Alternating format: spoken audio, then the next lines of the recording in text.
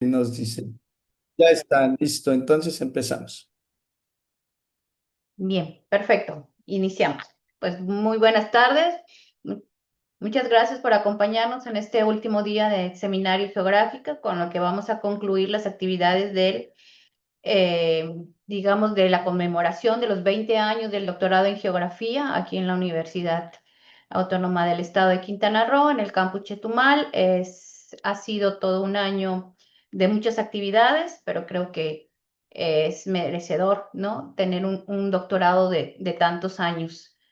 Y pues hoy terminamos con un invitado digamos, clave, importante, sobre todo porque la temática es de turismo, ¿no? Quintana Roo, pues es parte de su fortaleza económica, ¿no? El sector turismo. Entonces tenemos al doctor Franco Andrés Bianco, que él nos acompaña desde la Universidad del Cuyo, en Mendoza, Argentina. Desde ahí nos está acompañando. Muchas gracias, doctor. Me voy a permitir leerle su experiencia, un poco de lo que él ha trabajado. El doctor Bianco es docente universitario, es director del Departamento de Turismo de la Facultad de Filosofía y Letras, Universidad Nacional de Cuyo. Más bien se ha desempeñado en esta experiencia laboral que tiene. Es investigador y consultor de proyectos territoriales, turísticos y ambientales. Es miembro del Instituto de Geografía e Instituto de Turismo e Identidad y ha sido coordinador del Centro de Estudios e Investigaciones en Gestión Integral de Riesgo, Ambiente y Salud en el Turismo. Actualmente es director del departamento y de la carrera del grado de licenciatura en turismo. Es docente titular con dedicación exclusiva en el departamento de turismo y docente adjunto efectivo en el departamento de geografía de la Universidad Nacional del Cuyo. Asimismo, es miembro investigador del proyecto Erasmus Climar, donde he tenido el gusto de conocerlo y de colaborar juntos. Y bueno, le damos la bienvenida, doctor, y adelante. Bueno, muchas gracias, Malu, y bueno, buenas tardes a todos, a todos que se encuentran por allí. Voy a pasar a presentar.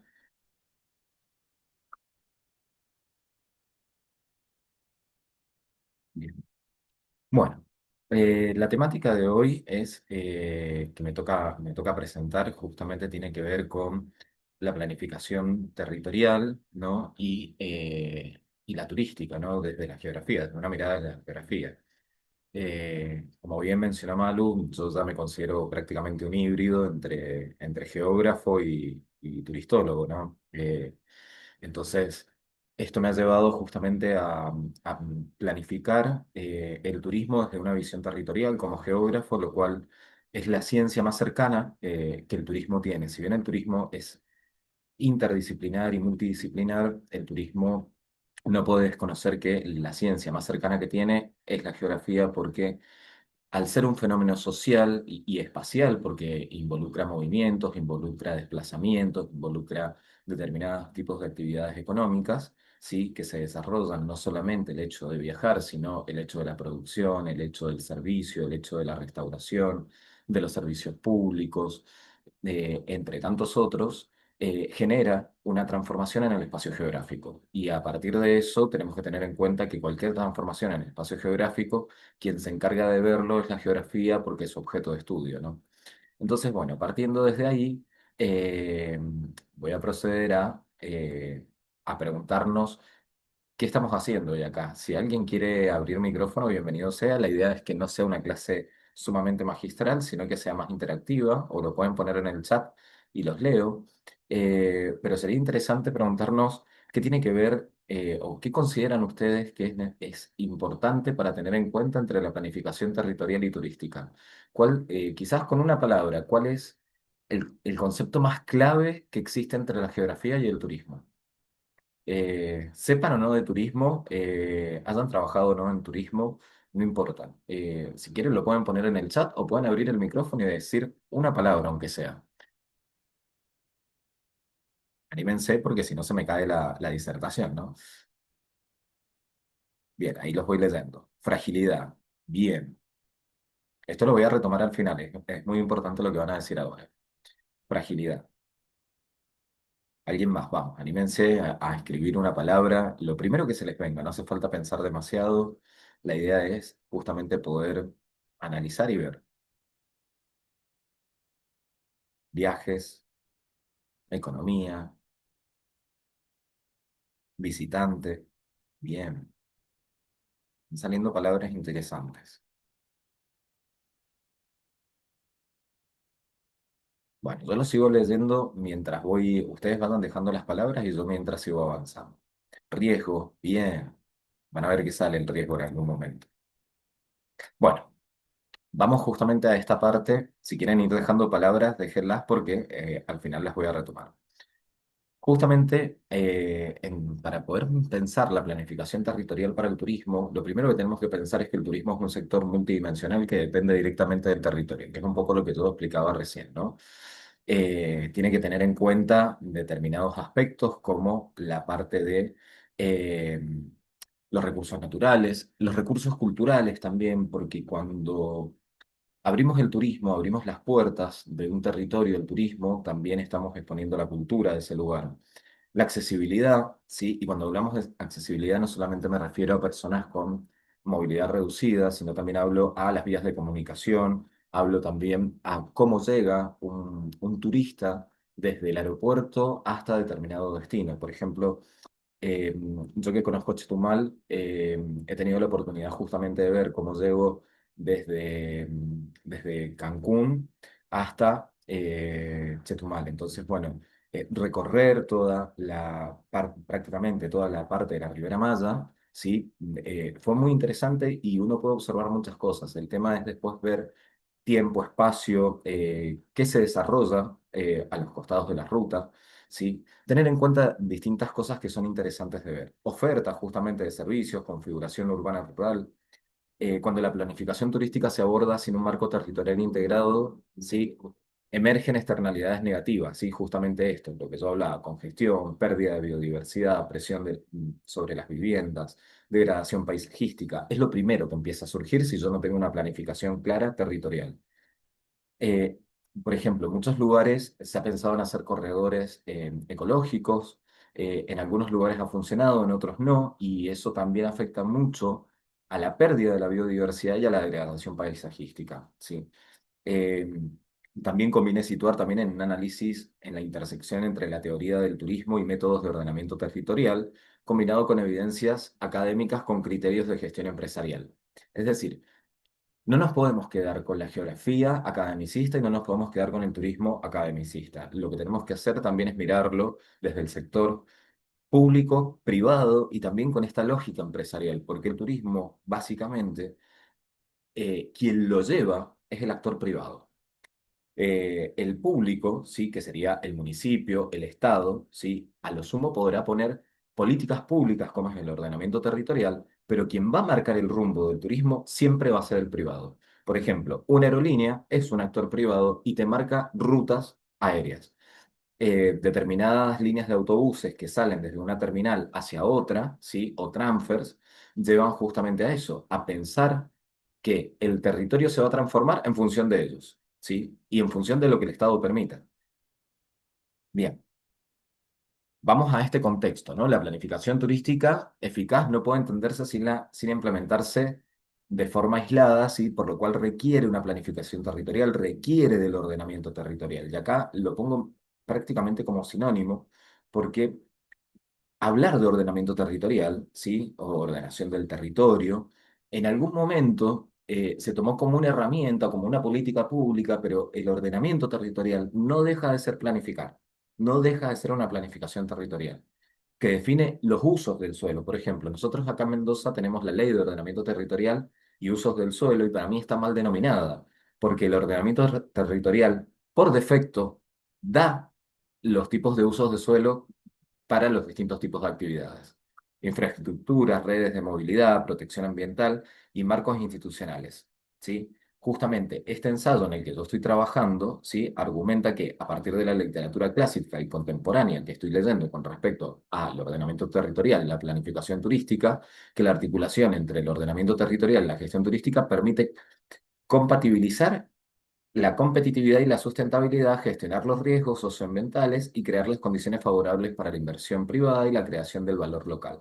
Fíjense lo que estoy diciendo, que son cosas totalmente opuestas. La inversión privada con una lógica del capitalismo, ¿sí? Y la creación del valor local, lo cual habla de identidad, identidad territorial, identidad cultural.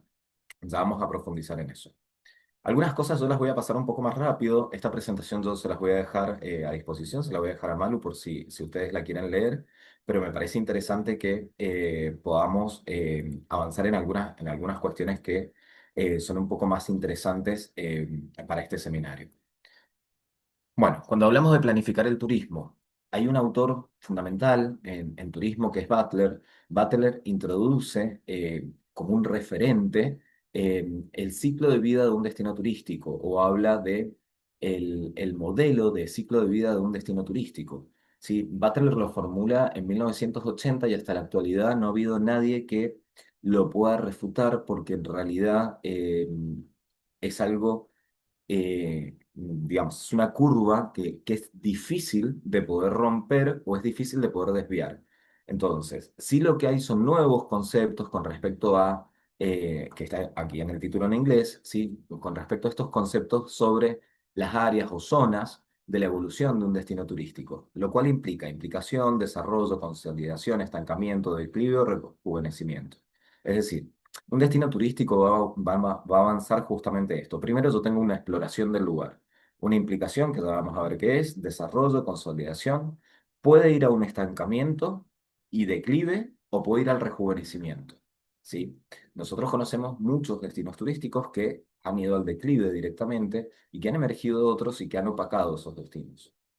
Eso ha sido por agotamiento de los recursos, agotamiento del recurso paisaje también y agotamiento también de la cultura. Por ejemplo, si yo hablo de el fenómeno de la turismofobia que se da en muchos lugares y que México no es un lugar exento, porque claramente México rompe con las estacionalidades. México, por la posición geográfica, eh, por el tipo de público, ¿sí? Del típico, el fragmento de visitante que recibe es de distintos continentes y en distintas estaciones del año, entonces rompe la temporalidad.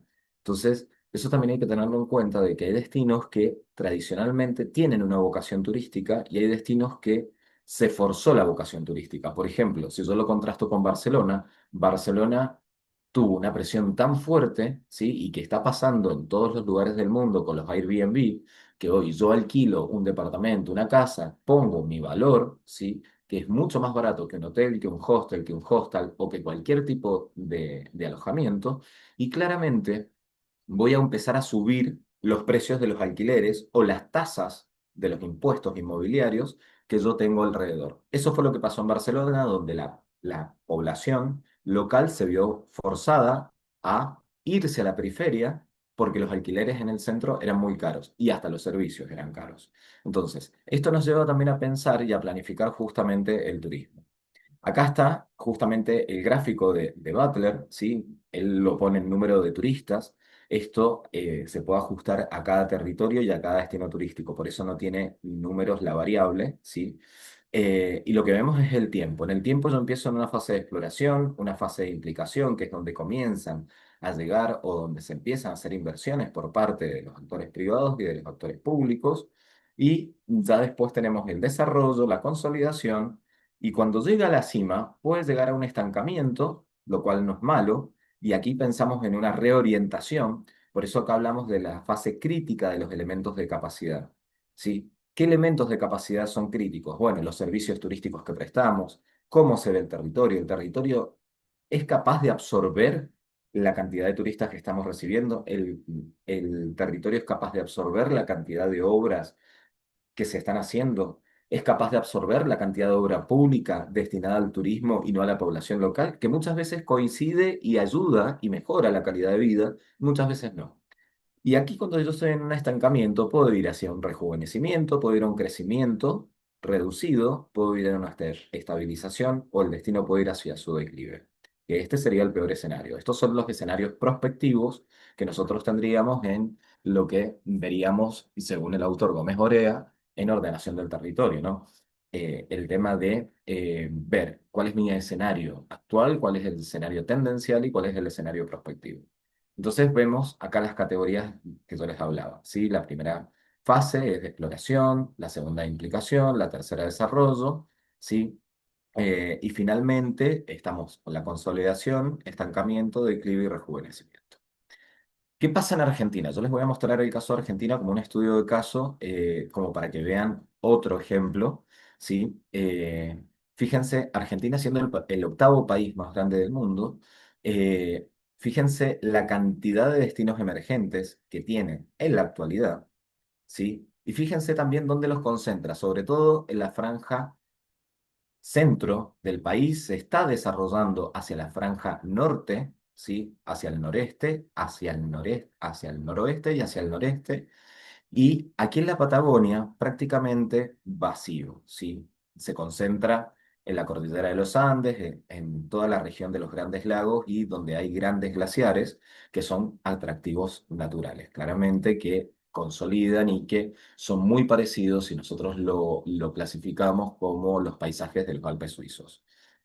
Claramente la provincia de Buenos Aires, y fíjense, Capital Federal, que es la capital de Argentina, totalmente colapsado. ¿Sí? En desarrollo, fíjense que son pocos los que en la actualidad están en una fase totalmente de desarrollo, y consolidados son los tradicionales destinos turísticos, que son los puntitos en azul. Esto es en base a el Ministerio de Turismo de la Nación Argentina, no es un mapa que he hecho yo, sino que es un mapa oficial de los datos que tenemos hasta la actualidad.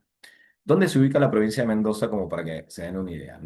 Yo me encuentro en el centro oeste de la Argentina, límite con la cordillera de los Andes, y se los muestro porque ya vamos a hablar un poco de qué pasa en el turismo. Les voy a poner un caso crítico que tiene que ver con la planificación territorial y turística, y que es un poco también lo que puede pasar en Quintana Roo, ¿sí? Justamente a partir de tener en cuenta la planificación. Bueno, acá no puedo dejar de mencionar algo que es eh, tendencia en este momento, o moda, se podría decir, pero que las modas pasan, yo siempre digo, las modas pasan, pero lo que hay que rescatar de la moda es la utilidad, entonces, o la reutilidad. Como por ejemplo, hablar de la moda de vestimenta, de que en la época de los 80 se usaba determinado tipo de vestimenta y ahora está volviendo esa moda. Bueno, ¿por qué vuelve esa moda? Porque tuvo una utilidad. Es, acá hay que pensar cuál es la utilidad de los DTI. Son los destinos turísticos inteligentes, y hablar de DTI no es hablar solamente de innovación y de tecnologías. Los DTI recopilan y analizan datos climáticos, por ejemplo, y ambientales, de comportamiento turístico para planificar de manera adaptativa. Fíjense que aparte lo he remarcado, frente a los cambios en patrones climáticos. Los DTI más avanzados evolucionan hacia un enfoque regenerativo, buscando no solamente reducir el daño ambiental, sino mejorar los ecosistemas locales. Por lo cual, los DTI van a promover una gestión sostenible de los recursos naturales, impulsando políticas de eficiencia energética, gestión del agua, reducción de los residuos y mitigar los efectos del cambio climático. Es decir, esto que España lo viene trabajando, España es el impulsor de los destinos turísticos inteligentes y que lo viene trabajando desde el 2010, 2013 aproximadamente, porque es un proceso. En América Latina este proceso está siendo muy lento y es un proceso que hay que agilizar. Y fíjense que para hablar de destino turístico inteligente, ¿sí? Lo primero que tenemos que hacer es ver con qué lo vinculamos. Lo vinculamos claramente primero con el ODS 13, que es la acción por el clima, por ejemplo, y ayuda a monitorizar la huella turística, ¿sí? Por lo cual ahí hablamos huella de carbono, huella hídrica. Entonces, ¿qué deberíamos hacer dentro de nuestra planificación territorial? Primero que nada, la incorporación, ¿sí? A un modelo, el diagnóstico, ¿sí? Esto es la adhesión a un modelo. Y por otro lado, pasar a un ciclo 2 que tiene que ver con la parte de monitoreo, que es la ejecución y seguimiento de los DTI y la renovación. Bueno, estas son las 5 dimensiones que tiene un destino turístico inteligente: gobernanza, innovación, tecnología, sostenibilidad y accesibilidad.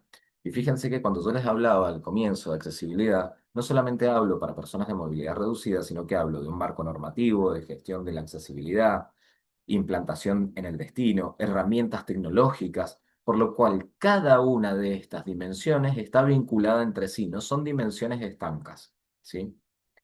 Problemáticas que analizan los DTI. Bueno, fíjense, la gobernanza, voy a mencionar algunos. Limitaciones con el ente gestor, competencias descentralizadas, falta de procedimientos documentados. En cuanto a la innovación, por ejemplo, cultura de la innovación heterogénea, sistematización insuficiente, inversión escasa.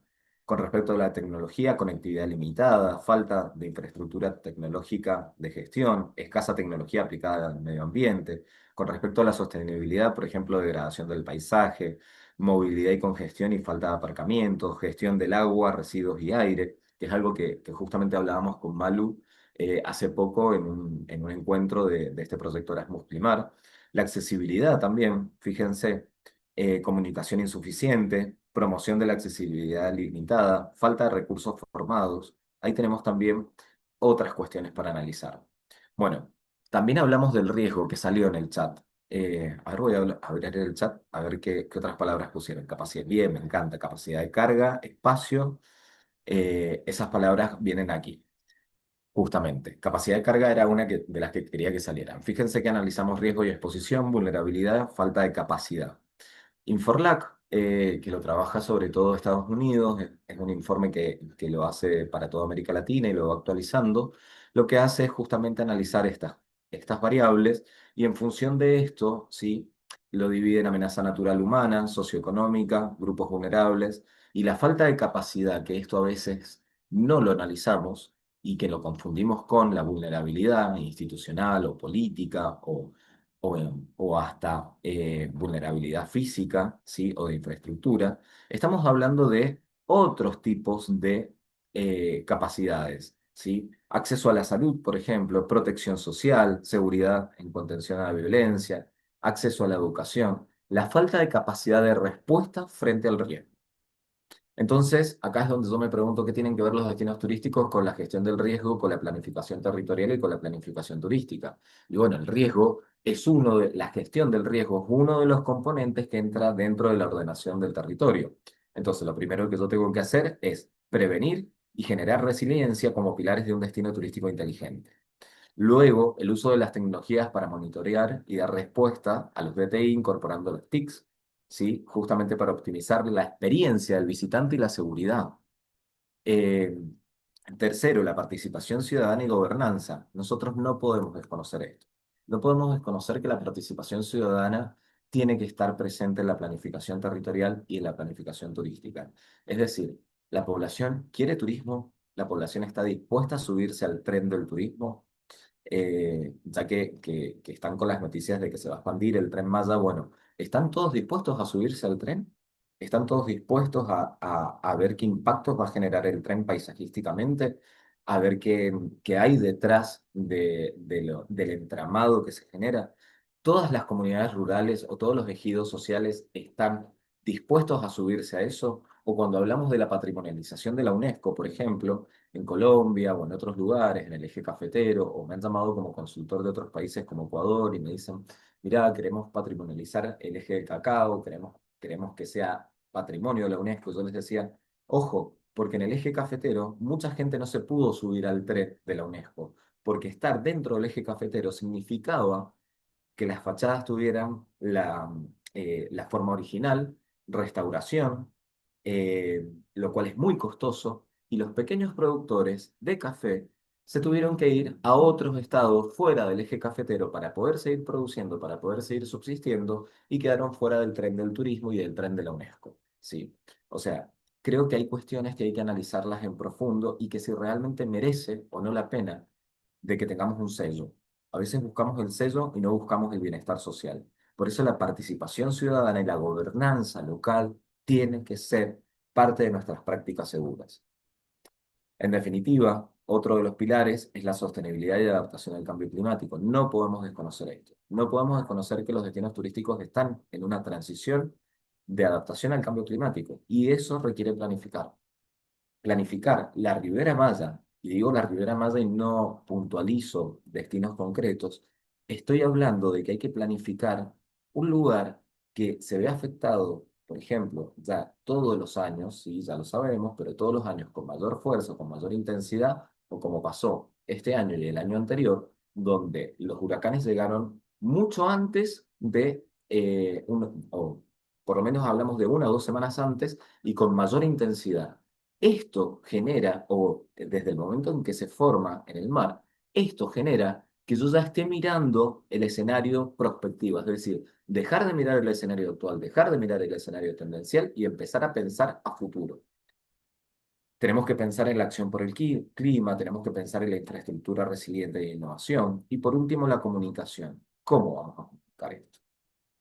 En definitiva, la gestión del riesgo no es un freno al turismo, sino una condición para la sostenibilidad futura. En un tiempo de incertidumbre climática, adaptarse no es una opción, es una necesidad, y gestionar el riesgo es una vía concreta para hacerlo.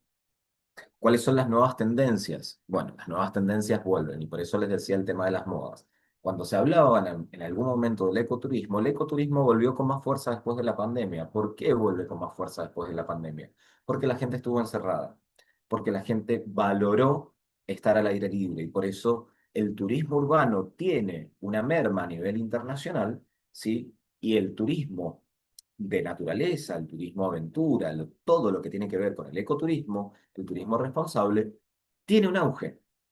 El visitante ya busca lugares cuidados, busca paisajes que estén preservados, busca lugares donde la cultura esté también preservada. ¿Por qué busca que la cultura esté preservada? Porque le interesa, porque hoy el turista ya no se informa por una agencia de viaje. Hoy el turista se entera desde el momento que pone en la IA o que pone en su móvil, ¿sí? Que ya todos tenemos acceso a las IA, están, por ejemplo, Meta, que tiene Facebook, Instagram y WhatsApp todas tienen inteligencia artificial incorporada. Entonces, yo automáticamente desde el móvil lo puedo preguntar. No hace falta ya ni que abra el ordenador o la laptop para poder investigar.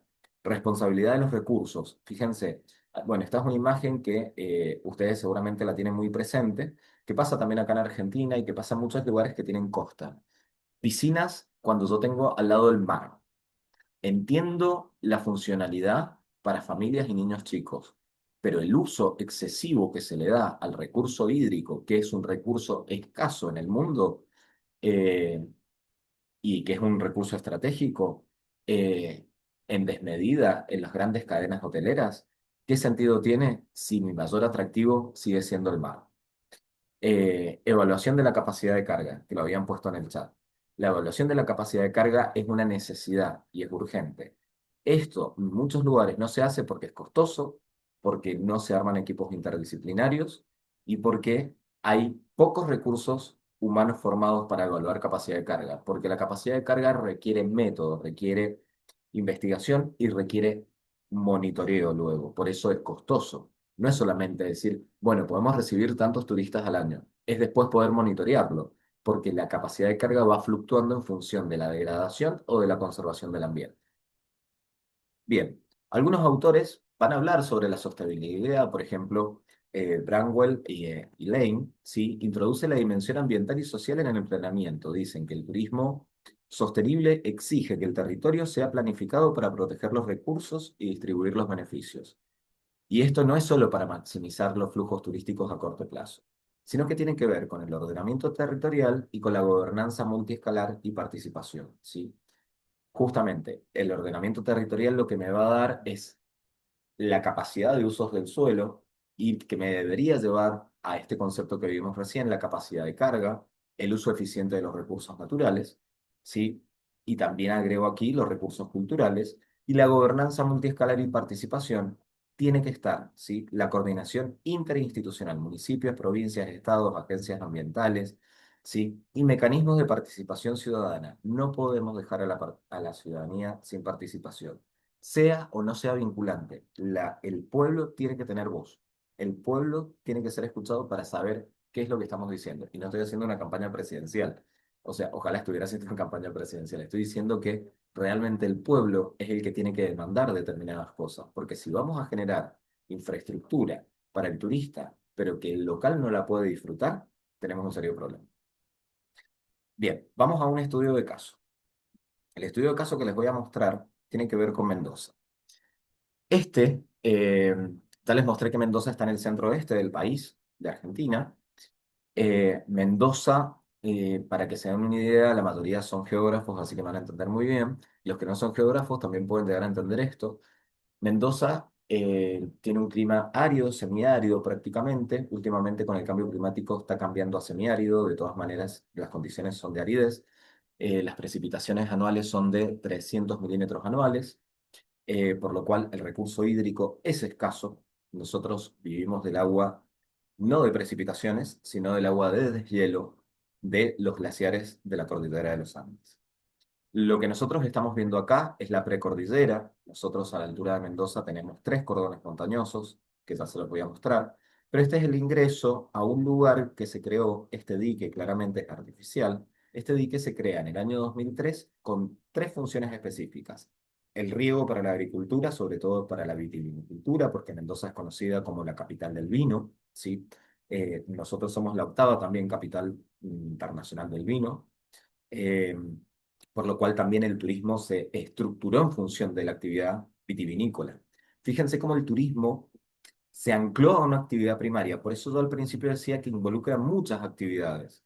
Si nosotros no hubiésemos tenido una actividad con tanta impronta como es la vitivinicultura, el turismo quizás se hubiese desarrollado por otro lado, pero no se hubiese consolidado tan fuertemente.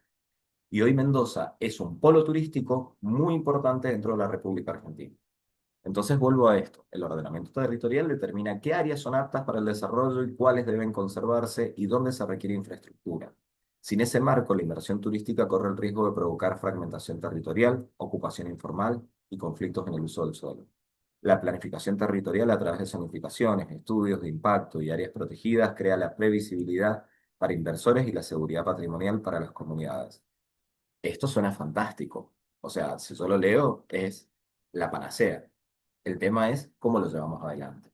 Y aquí es donde yo digo que el rol de las universidades es fundamental, porque los gobiernos cambian, ¿sí?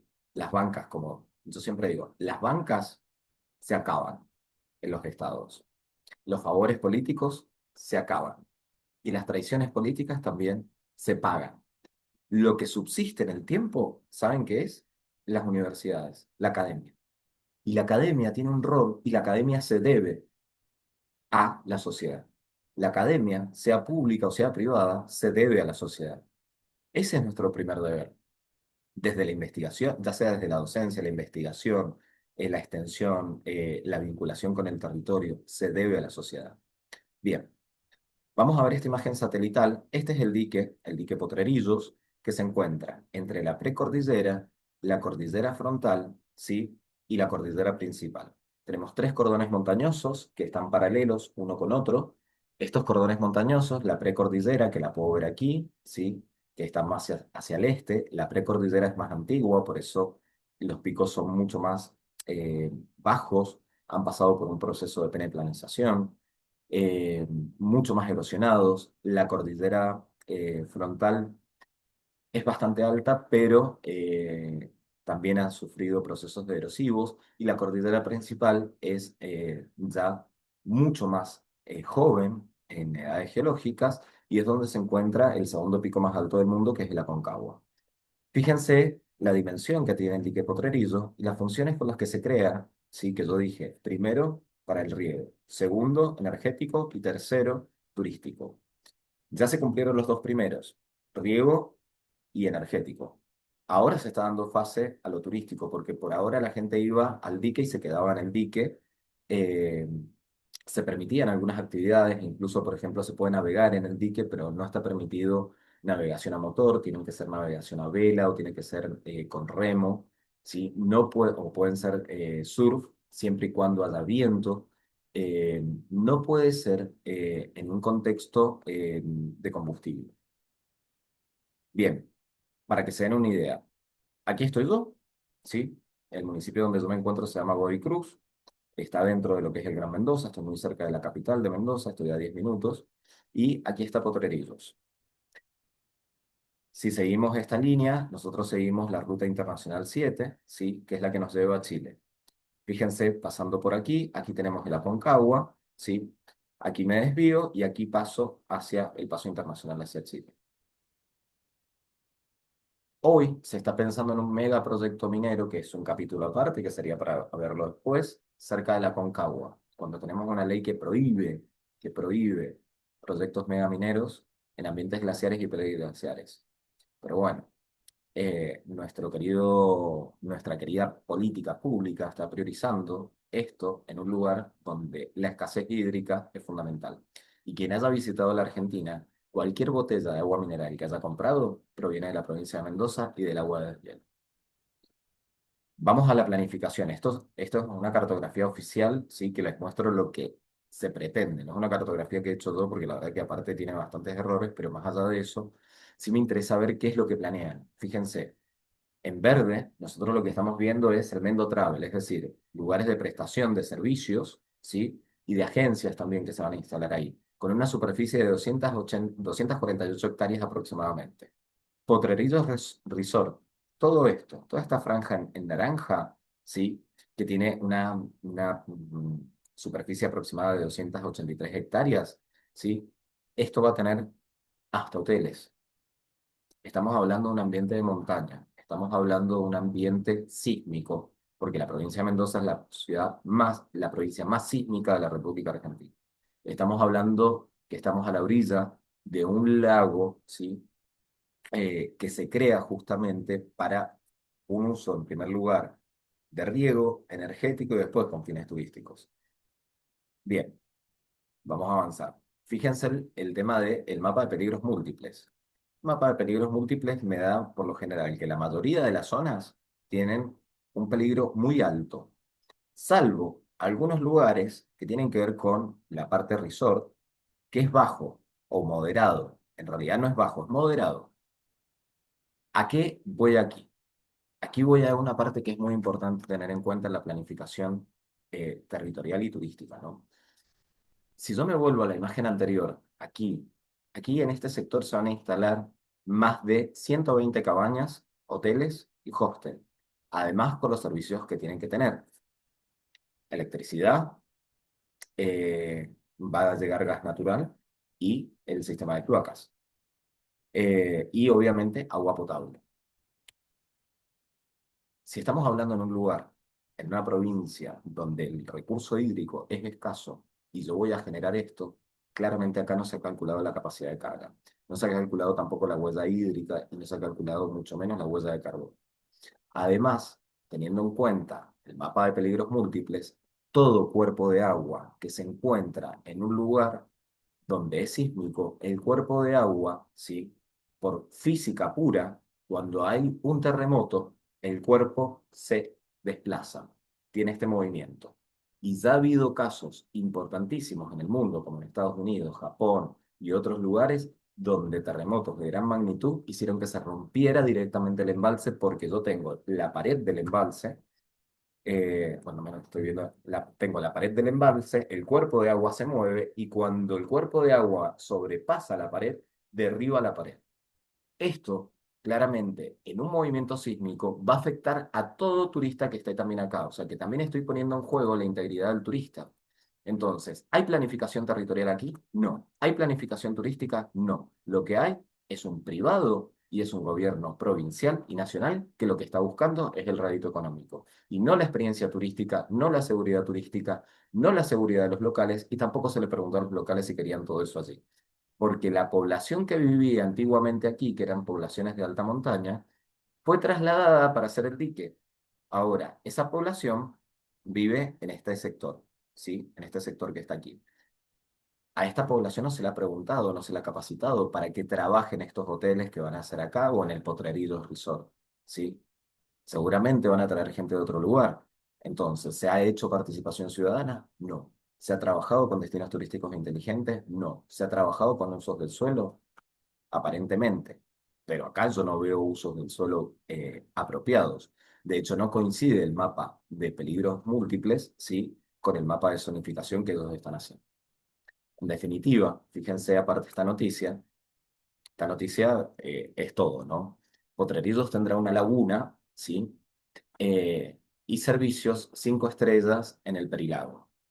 La provincia le adjudicó a 2 empresas el desarrollo del Perilago, es decir, todo el contorno del lago, eh, y prometen convertir el sitio en un polo turístico de nivel internacional. Aseguran que las primeras obras se verán en la próxima temporada y el acceso a la costa seguirá siendo libre y gratuito. Sí, libre y gratuito, pero la costa que queremos, o sea, lo que es el Perilago, va a estar rodeado de eh, hoteles y va a pasar lo que pasa en la Ribera Maya, que en algunos lugares donde es privado, el local no puede ingresar libremente a la playa, sino que tiene que ingresar por otros accesos. Eso seguramente va a pasar. En definitiva, sí, no me quiero extender mucho, por eso algunas diapositivas las he pasado rápido y por ahí prefiero más las preguntas o intervenciones. La planificación territorial, sí, no es un complemento opcional de la planificación turística. Es el fundamento. Aporta reglas, infraestructura, protección ambiental y gobernanza que permiten a la actividad turística ser competitiva y sostenible. Para el sector empresarial, entender y participar en procesos de ordenamiento territorial reduce riesgos. Esto a veces no se cumple. Hay que invitar al sector empresarial y decirle, mira, te estás exponiendo a esto, vas a tener esta pérdida. Cuando el sector privado sabe que va a tener pérdidas, reacciona. Entonces, ¿qué hay que hacer con el sector privado? Tocarle el bolsillo. Mejora la rentabilidad a largo plazo y asegura la permanencia del capital natural y cultural que genera la demanda. Como resume la tradición teórica, desde Butler hasta Hall, ¿sí? Y autores de turismo sostenible, pensar en el turismo sin pensar en el territorio equivale a gestionar, ¿sí? De una manera que es riesgosa, que es peligrosa, pero sobre todo síntomas en un lugar de causas. Es decir, que yo ya puedo mirar el territorio que me va a estar dando síntomas de un territorio enfermo. En definitiva, bueno, aquí están las referencias bibliográficas. Esto también lo hemos armado en función de investigaciones que hemos hecho en el marco del proyecto Erasmus Climar, donde trabajo con Malu, donde he tenido la oportunidad de conocer a Oscar, a Norma. Eh, y en definitiva, volviendo al chat, quiero vincular, por eso les decía recién, todo esto. Primero que nada, fíjense que toda la presentación tuvo un eje que tenía que ver con la fragilidad ambiental. Claramente hay viajes, hay visitantes, por lo cual se generan movimientos y se generan impactos en el territorio, que pueden ser positivos o negativos, ¿sí? Se genera economía? Sí. ¿Esa economía puede ser emergente? Sí. ¿Tengo que invitar a la población local? También. Si no, la economía creciente es para algunos y no para todos. Después habían puesto riesgo. Hablamos del riesgo también. Hablamos de la capacidad de carga, es decir, en definitiva, yo quería tener algunas palabras por parte de ustedes para poder vincular.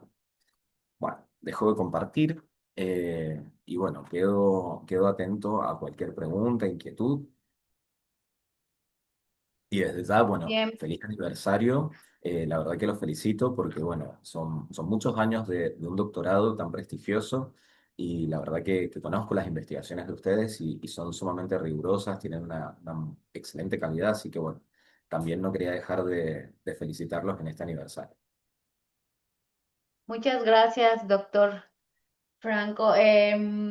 Pues abrimos el espacio para preguntas, de acuerdo a la exposición que nos acaban de hacer. Muy interesante. Si bien es un turismo diferente al que tenemos aquí en la Riviera Maya, ¿no? Digamos, en cuestión de modalidad, pero a lo mejor la problemática al final viene siendo la misma, ¿no?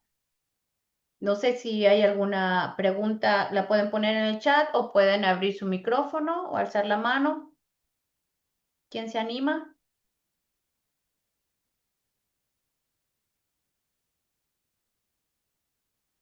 Sí, adelante, Norma. Bueno, antes que nada, Franco, muchas gracias. Muy interesante todo lo que nos has presentado. A mí me gustaría saber si existe o has identificado dentro de tu investigación alguna metodología que nos puedas recomendar para determinar la capacidad de carga. Sí, hay una metodología que es transversal, es de la década de los 80, del 80-90, que surge para áreas naturales protegidas. Esa metodología es la metodología madre. Lo que se puede hacer es una readaptación de esa metodología. Yo lo que he hecho en mi investigación es readaptar los cálculos de capacidad de carga, que son tres grandes fases de cálculo de capacidad de carga. Primero se hace la capacidad de carga física, es decir, la cantidad de territorio que yo tengo, lo cual me va a dar un número enorme. Luego yo tengo la capacidad de carga eh, real, ¿sí? Que la capacidad de carga real yo uso indicadores como por ejemplo la época de huracanes, la cantidad de días que está cerrado, los hoteles, los días que, por ejemplo, la cantidad de días que puede llegar sargazo. la cantidad de días con vientos que no tienen que ver quizás con huracanes. Estoy hablando del caso de México, ¿no? Eh, También puede ser otros indicadores como algunas fluctuaciones económicas. Bueno, se tienen muchos indicadores y uno selecciona esos indicadores y reduce el número. Y después está la capacidad de carga efectiva que tiene que ver con las políticas públicas del Estado. Por eso tiene que ser un equipo multidisciplinar y esos indicadores, si quieren, Norma, después les puedo hacer llegar cuál es la bibliografía y cómo se adapta también para distintos tipos de uso. Porque, por ejemplo, yo estoy en una zona donde no tenemos mar, o sea, en Mendoza no tenemos mar, pero sí tenemos cuerpos de agua, como el dique, ¿no? Entonces, donde hay cuerpos de agua se puede también hacer una capacidad de carga, un cálculo de capacidad de carga, o donde hay mar también, porque el mar también es parte del territorio, ¿no? Entonces, la zona costera. Así que sí, y es muy interesante poder analizarlo. Y no es nada difícil. Uno por ahí, yo con mis alumnos siempre les digo, le tienen miedo a los cálculos. Y en realidad los cálculos son bastante amenos, lo que sí es laborioso. Lleva quizás años, podrás llegar al cálculo de capacidad de carga, 1 o 2 años, pero ese trabajo es fundamental. Muchas gracias. Sí, en la capacidad de carga, este concepto también ha sido muy criticado. Hay quienes están, bueno, a favor, quienes están en contra. Y pues además ha sido un concepto que de repente se introduce en todos estos instrumentos de planeación como asentimiento. Entonces, por ese lado también ha habido, ¿no? Mucha crítica. Por eso justamente preguntaba de alguna metodología. Pensé que tal vez ya habría algo un poquito más reciente. Entonces se sigue utilizando este, digamos que esta base de los 80. Sí, pero como te digo, lo importante es readaptarla. Yo lo que voy haciendo es readaptarla a indicadores actuales, que tiene que ver con una pregunta que están haciendo ahí en el chat. Es a indicadores actuales. La metodología es raro que cambie porque la capacidad de carga, no han habido nuevas investigaciones, que eso sería también interesante en un doctorado, por ejemplo, eh, pensar en líneas de investigación o en tesis doctorales de pensar nuevas metodologías de capacidad de carga. Ahí le estoy tirando ideas para los futuros doctorandos, ¿no? Decir, bueno, hay que pensar, y la geografía es fundamental para esto, porque la capacidad de carga surge en los 80 para áreas naturales protegidas, sobre todo después de los 70 con la creación de los primeros parques nacionales en Estados Unidos, por ejemplo, el Parque Yellowstone, y después otros parques que surgieron. Argentina fue otro de los países que automáticamente empezó a crear parques nacionales, pero readaptándolo, la verdad que sirve, no es que sea algo obsoleto. Lo que sí sería interesante es una mirada más territorial. Por ahí está puesta la mirada mucho en cuánto puede soportar un territorio y no solamente eso. La mirada territorial también tiene que ver cuánto puede llegar a soportar la cultura sin desdibujarla. O sea que hay indicadores que tienen que ver. Y tienen que ver con esta pregunta que están haciendo en el chat, que la hace Eugenia, que dice si existen indicadores de sostenibilidad para el mercado inmobiliario allá. Sí. Los indicadores, por ejemplo, que tenemos acá son la huella de carbono, la huella hídrica, que es obligatorio. Acá el mercado inmobiliario sí o sí, para la prestación de servicios turísticos, está obligado a presentar, y a partir del año que viene vamos a empezar a trabajar fuertemente con los destinos turísticos inteligentes, por lo cual se van a utilizar 136 indicadores para cada uno de los establecimientos. En España utilizan 36, nosotros vamos a utilizar 136 indicadores desagregados. Eso también me comprometo que si quieren después se los podemos pasar, porque la verdad que yo siempre digo que el conocimiento no es algo apropiado, sino que debe ser compartido, y más en el mundo en el que vivimos hoy. Y otros indicadores de sostenibilidad que se tienen, por ejemplo, es la economía circular. Hoy los grandes proyectos inmobiliarios también exigen que haya una economía circular. Es decir, que se puedan reutilizar algunos recursos. También se está pensando que acá los hoteles ya no tengan las tinas de baño, ¿sí? O las bañeras, sino que tengan solamente ducha por el exceso de uso de agua en un lugar con estrés hídrico. No sé si respondí la pregunta, Eugenia, pero sí, tenemos indicadores como esos que son los más fuertes.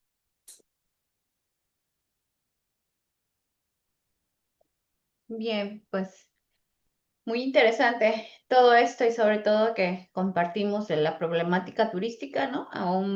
Por un lado y la otra, pues los visitantes siempre tienen que que estar a gusto, pero muy interesante sobre todo cuando dices, cuando se toca la parte de los empresarios o la parte privada, ¿no? Ahí sí empiezan a ver más movimiento.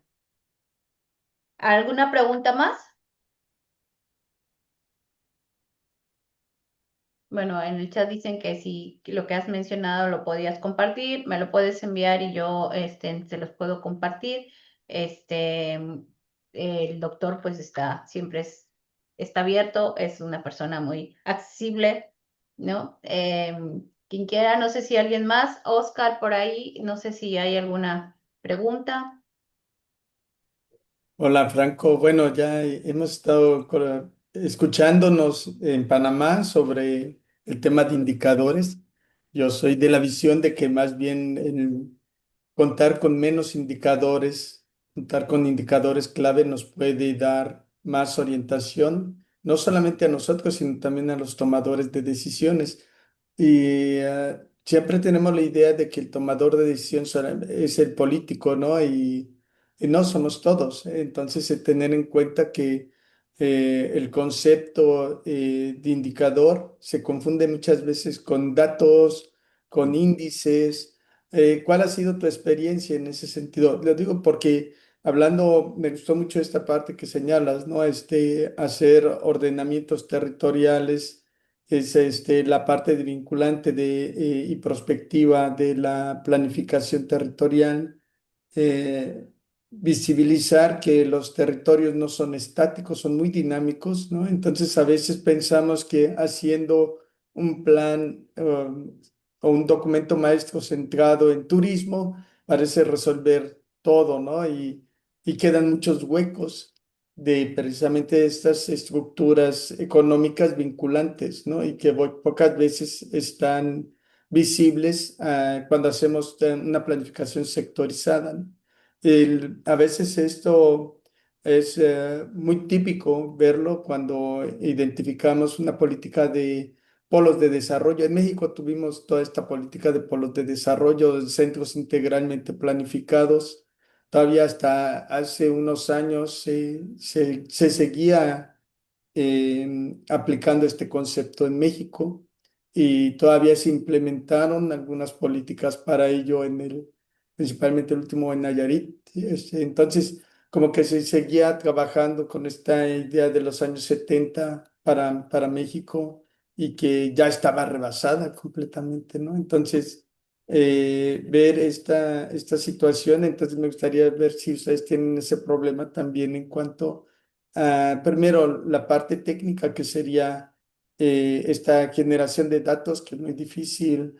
Yo lo viví con ustedes en una estancia que yo quería hacer muchos aspectos de censos, de cosas así, y había una problemática de levantamiento de información, relevamiento, como ustedes dicen, ¿no? Sí. Entonces ahí era uno de los problemas.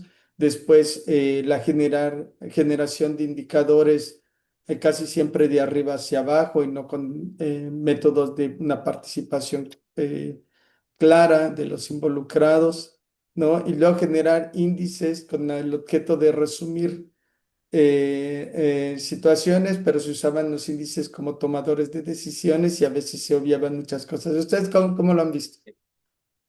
No, y sí, tienes razón, Oscar. Yo concuerdo contigo, por eso cuando Eugenia preguntó en el chat, yo resalté los tres indicadores de sostenibilidad más representativos y sobre todo en el contexto en el que estamos, ¿no? De un cambio climático, de una adaptación y también de fuertes transformaciones territoriales y adaptados claramente al lugar donde yo estoy, con un estrés hídrico, con escasez de agua y demás. eh, Medir la huella de carbono, medir la huella hídrica y medir justamente el tema del uso de recursos me parecían los tres indicadores más eficientes para después poder establecer un índice de sostenibilidad. Estos 136 indicadores que nosotros vamos a tomar, yo lo primero que cuestioné fue eso, o sea, la macroestructura de indicadores, que muchos son datos a veces, entonces, cuando lo debatimos fue la idea de que es de todos esos 136 indicadores, no todos se van a utilizar para todos los lugares por igual, porque no podemos evaluar un hotel 5 estrellas con una cabaña en alta montaña que la tiene quizás una persona mayor que ha vivido toda la vida ahí y que hoy quizás se ha mudado a la ciudad y que la alquila con fines turísticos. Entonces, esa pequeña cabañita va a tener determinada aplicación de indicadores con respecto a un hotel de 5 estrellas o, bueno, nosotros hemos entrado en la guía Michelin también, entonces tenemos restaurantes, tenemos bodegas con restaurantes y demás y alojamientos que tienen la marca de Michelin, no solamente por la calidad del servicio, sino de la sustentabilidad. Tienen la estrella roja y la estrella verde. Eso también nos lleva a pensar que tenemos que responder a estándares internacionales, pero ahí tú marcaste algo muy claro que es de abajo hacia arriba. Entonces, lo bueno que tenemos es que tenemos un ente de turismo que piensa justamente desde ahí, piensa de abajo hacia arriba. Y la universidad está muy cerca del ente de turismo. También hay una coyuntura. Yo conozco muchas personas del ente de turismo y yo tengo una capacidad de gestión. Fíjense que yo siendo geógrafo, lo que voy a decir está grabado, así que bueno, como dicen, el hombre es esclavo de sus palabras y de sus silencios, ¿no? Pero bueno, no importa. Yo muchas veces fui crucificado por dedicarme al turismo, gestionar el departamento de turismo siendo geógrafo. Y sin embargo, yo no concibo algo mejor que un geógrafo en este momento dirigiendo un departamento de turismo donde estamos formando futuros licenciados en turismo que van a salir a gestionar el territorio desde el lugar que sea, desde una agencia de viajes, desde un hotel, etcétera, etcétera. Y esto no es desprestigiar un licenciado en turismo, esto al contrario, contribuye a la formación del licenciado en turismo con una ciencia base y madre que es a ver, seamos sinceros, el turismo no llega a ser una ciencia todavía. El turismo es una disciplina. La geografía es una ciencia. Tiene un objeto de estudio, tiene epistemología, tiene sistematización de saberes. El turismo es una disciplina porque es tan multidisciplinar. Tiene economía, tiene derecho, tiene esto, tiene lo otro. O sea, todavía está en una fase de consolidación. Y mientras esté en esa fase de consolidación, donde más se tiene que apoyar es en la geografía. Y me parece fundamental esto que también mencionas de el acceso a los datos. Nosotros tenemos un serio problema con los censos. Entonces, ¿qué hacemos? Trabajamos con el ente de turismo y la universidad claramente trabajan estrechamente. Y mi misión, hasta que termine mi mandato, que es en el 2027, y quizás voy a una reelección hasta el 2031, no lo sé. O sea, no puedo hacer futurología tampoco, y tampoco sé si voy a ganar. Entonces, bueno, mi misión en este momento es acercar la academia al ente de turismo como el ente de gobierno que no solamente está tomando decisiones ellos, sino como decís vos, también tomamos decisiones nosotros con la participación ciudadana. Y sí concuerdo en esto. Hay que trabajar con indicadores concretos para llegar a un índice. La macroestructura de indicadores afecta los procesos de investigación y la agilidad. Y a veces ya hay algunos que son datos y no son indicadores. Así que hay que trabajar mucho en eso también. La distinción entre qué es un indicador y qué es un dato. Y qué es un índice, finalmente.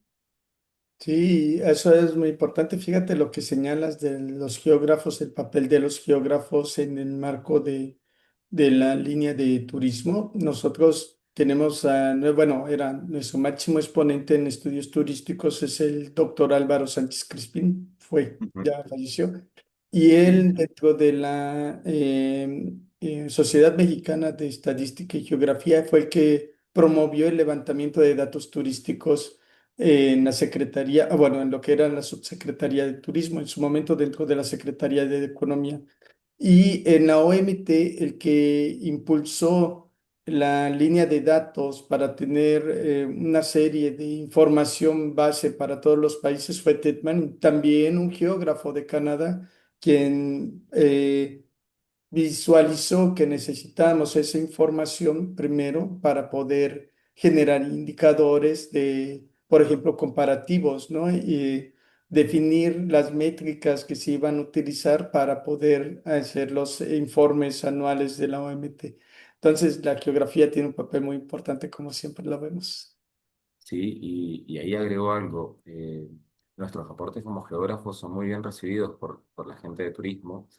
Y bueno, voy a decir algo, no tengan miedo a convertirse en una Juana de Arco, como me ha pasado a mí, que un poco más me prende en fuego como un desertor, pero en realidad el papel que uno cruza es fundamental y esto que vos mencionás, ¿no? Ya hay antecedentes a nivel internacional, a niveles nacionales, donde los geógrafos y ustedes con un doctorado tan importante pueden contribuir al turismo de una manera increíble y sobre todo que viven en un lugar meramente turístico. con una vocación, con paisajes, con recursos, que ya de por sí tiene una vocación turística por sí sola y la historia y lo cultural ni hablar.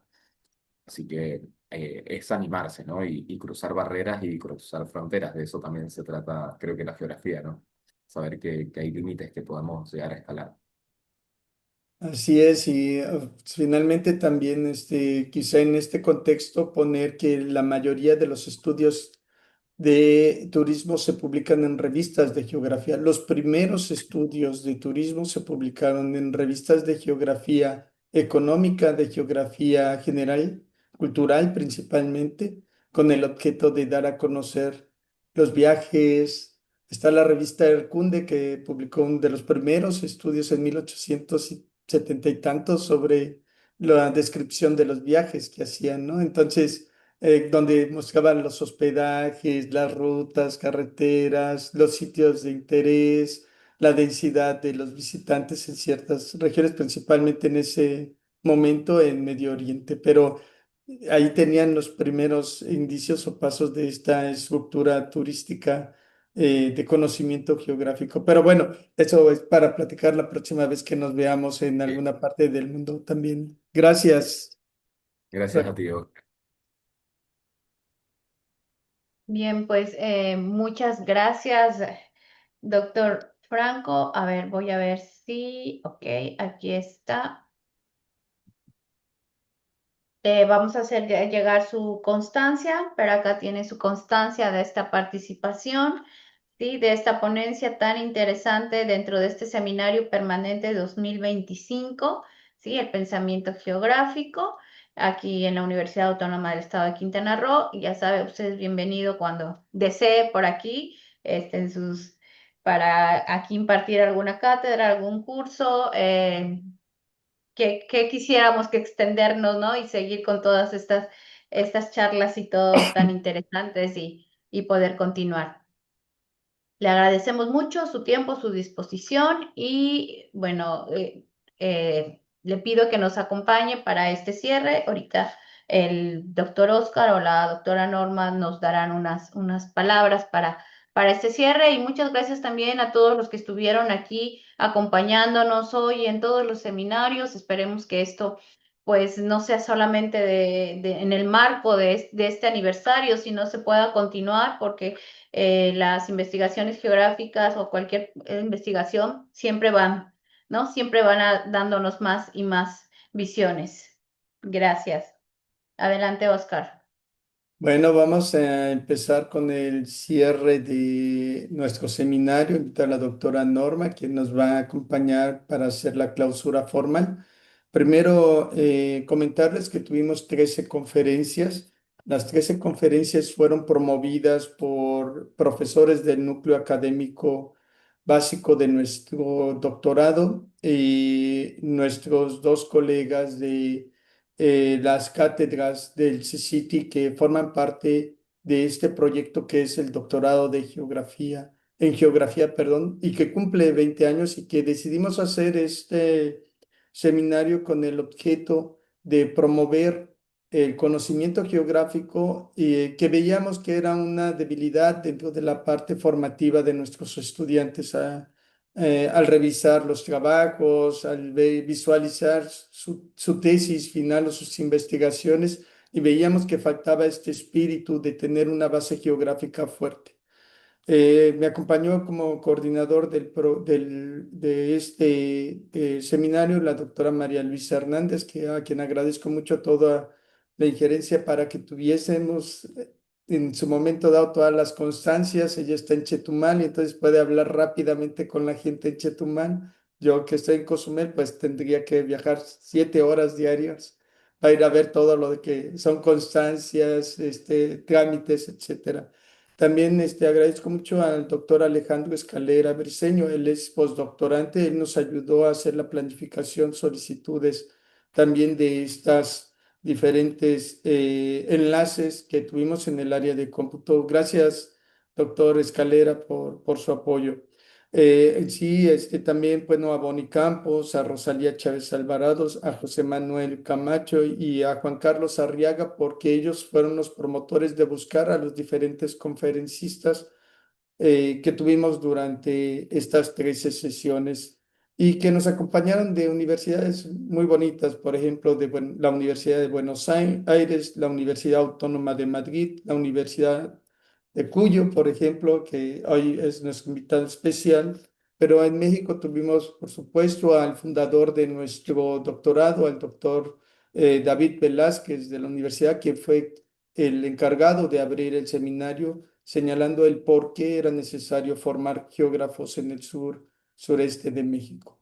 Nos acompañaron colegas y amigos de la UNAM, del Colegio de la Frontera Norte, de la Universidad Metropolitana, de la Sociedad Mexicana de Geografía y Estadística, de la Universidad Autónoma de Nuevo León, de la Universidad Autónoma de San Luis Potosí, de la Universidad Autónoma de Guerrero y del CINVESTAB. Todo eso habla de el querer hacer redes de colaboración, de tener a prestigiosas investigadoras de la geografía relevantes que nos han hecho comprender, entender lo que es el espacio en sus diferentes contextos, elementos y sobre todo desde diferentes posturas y temas, que fue lo más enriquecedor.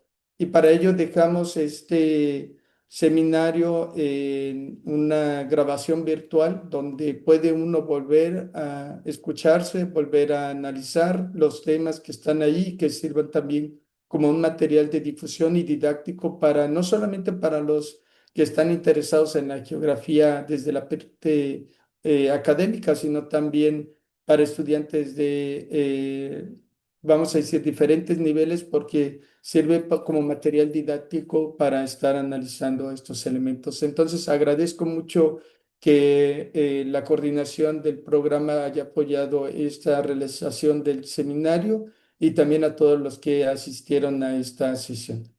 Gracias. Doctora Malu, no sé si quiera intervenir, por favor.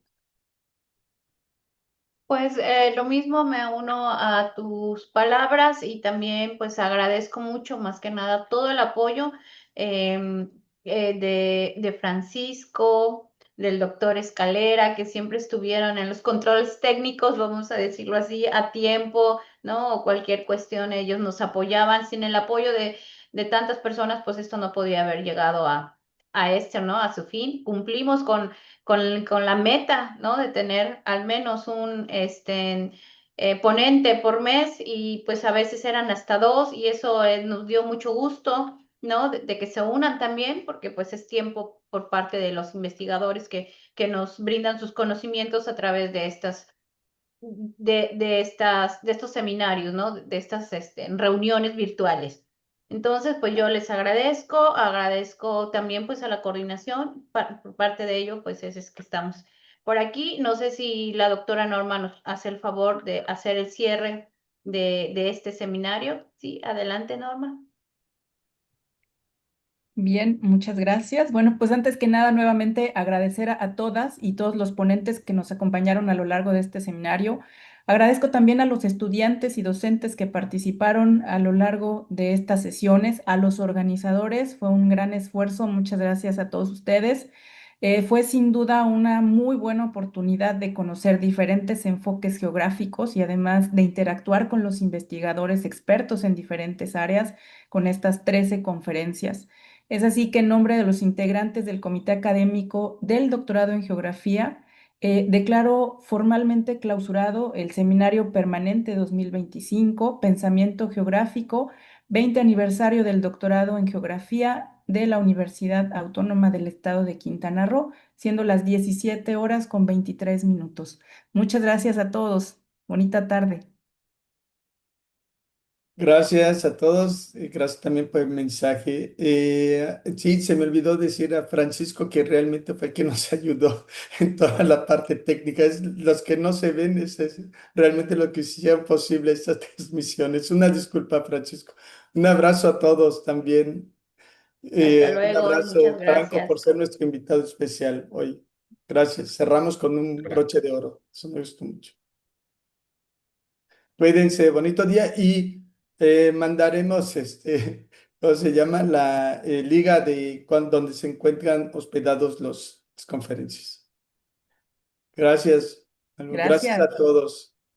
Próximamente, bueno, haremos la secuencia de la participación para extender las constancias a los asistentes y también ya para el cierre, hacer el informe de cierre para esto. Parece que mañana es el informe de cierre. No sé, Maru, si puedes ver nada más.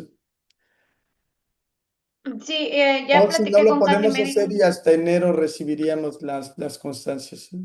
Sí, me dijo que no hay ningún problema porque somos de casa. Ah, Entonces, muy bien. sí, exacto, porque sabe que estamos cerrando muchas Bien. cosas Ah, ok. y me dijo que no hay problema, que la próxima semana tranquilamente y aunque nos den las constancias en enero, viene con fecha Ah, ok. de Igual así este año. acá. Un abrazo, que estés muy bien. Bonita tarde. Hasta luego.